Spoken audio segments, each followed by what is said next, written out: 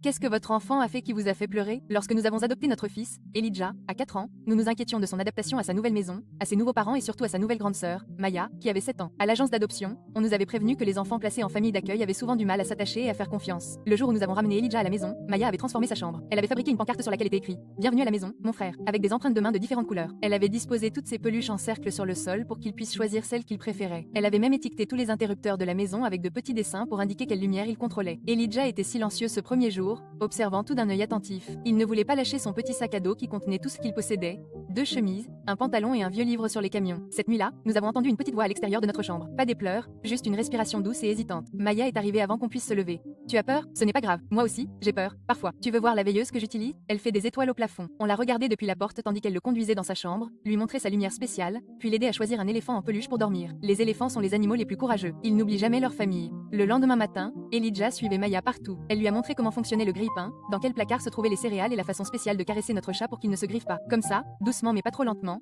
sinon il prendrait ta main pour une souris. Quand Elijah a renversé son jus, il s'est figé, ce regard effrayé qu'on nous avait prévenu. Avant qu'on puisse le rassurer, Maya était déjà là avec une serviette. Je renverse des trucs tout le temps. Papa dit, je tiens mes tasses comme si elles essayaient de s'échapper. Tiens, on peut les nettoyer ensemble. Un soir, après qu'il se soit endormi, nous avons trouvé la liste des conseils de Maya pour être une grande sœur cachée sous un coussin du canapé. Elle y avait écrit 1. Toujours partager ses plus beaux jouets. 2. Savoir quand faire des câlins. 3. Enseigner les choses importantes. 4.